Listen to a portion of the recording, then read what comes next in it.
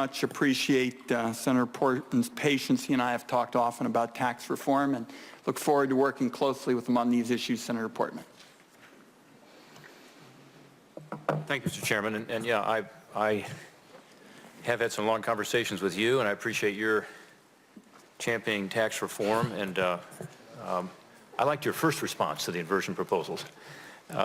We have a little difference of opinion on tactics here because I do think this is an opportunity for us to encourage solving the problem rather than dealing with the symptom. And we've heard a lot of testimony today about what will happen if we just go after this particular issue. And I know there's some difference among the panelists as to that, but I don't think there's any difference, I hope, among the panelists about the fundamental problem. And Mr. Stack and I just spoke. I've spent a lot of time talking to administration officials about this issue too. The bottom line is it is disadvantageous to be an American company. You know, it makes more sense to be a foreign entity to be able to take advantage of a tax system with the great majority of our competitors, who are 93% of our foreign competitors, as Peter Merrill told us today, who do have a territorial system, who do have a lower rate. And it's a deadly combination to have this high rate and to have a worldwide system. And I just don't think what we're talking about in terms of a short-term fix is going to help. In fact, there's some good testimony today about how it could even hurt, because if you just deal with inversions, you have some unintended, perhaps, but negative consequences. Demanding the location of even more jobs overseas is what Dr. Desai talked about. My big concern is foreign acquisitions. You know, recently we've sat down with a lot of U.S. companies to talk about this issue. In fact, I've been doing this for the last few years, as some of you know, and I worked on this in the super committee, and we're just hearing over and over again the fact that already, you know, foreign acquisitions are on the rise, even without this rule. And so, yeah, we can put this rule in place, and then we could limit the deductibility of interest, as one of my colleagues said, and we can make it even harder to be an American company. What will happen is we'll have more and more foreign companies owning U.S. assets. Some of those will be takeovers. Recently, a pharmaceutical company came to see me. This was last week. They were from the Boston area, and I asked them about the acquisitions in the Boston area, biopharma companies. 28 companies have been acquired in the last several years. 17 of those 28 were acquired by foreign entities. So, you know, you sort of put the hole in the dam here, and then you're going to have a flood over here, and you're going to have an even worse result, even more pressure on jobs leaving this country. And so, I mean, we talked a lot about revenue and income stripping and earnings stripping, and you know, I agree we need to have a tax code that captures income in the most efficient way, but this is about jobs. And so my question, I guess, to Mr. Stack is, you know, what's going to happen if we continue to make it harder to be an American company? Aren't we going to see more, not just acquisitions, but acquisitions of American assets? These companies also tell me that because foreign companies have higher after-tax profits, it's more profitable for them. They can pay a premium for our assets, in other words, for subsidiaries being sold. And you'll see more of that. You'll see American companies shrinking, if not being taken over by foreign entities. What's your answer to that? Senator, I think that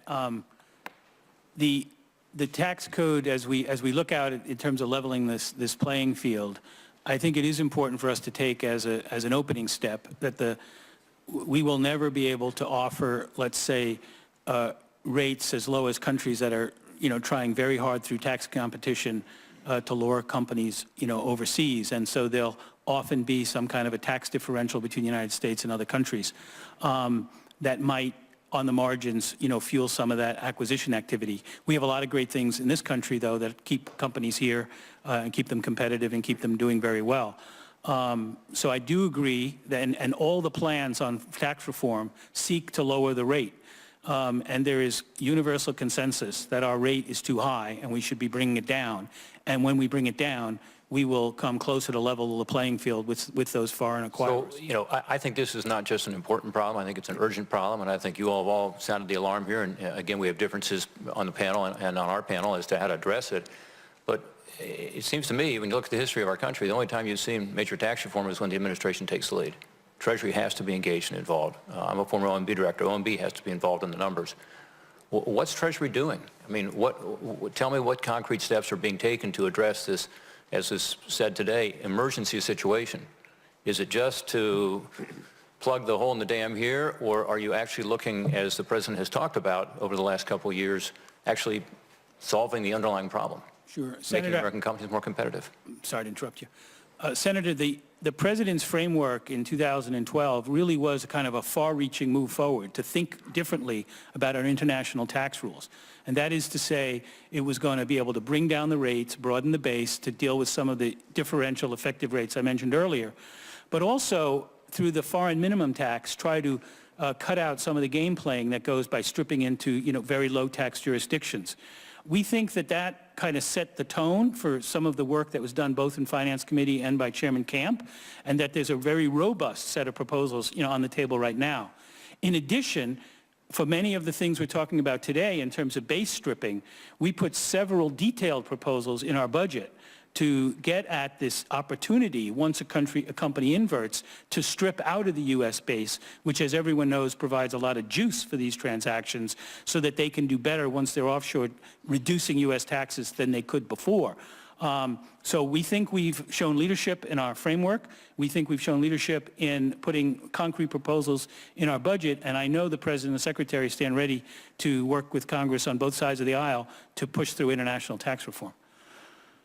Love to see a proposal. I'd love to see that push. I don't know, maybe my colleagues see more of it than I do. Again, I've had some great conversations with individuals at the Treasury and in the administration, including at the White House, but I just don't see the push. And I hope we'll use this unfortunate situation where we've got examples every week of another major inversion, another one this past week, and happened to be a pharmaceutical company, to actually get us to the point where we're solving the underlying problem. And if we make it worse by making it even less advantageous to be a U.S. company, I really worry we'll look back 5 years from now and see a hollowed-out American corporate base and wonder what happened. What happened is we abdicated our responsibility here in doing the things that everybody in this panel, I think, agrees we have to do, which is to reform our code to make it competitive. So I know my time's up, Mr. Chairman, and I appreciate the testimony today. I hope it results in some very specific action by the administration and by the Congress.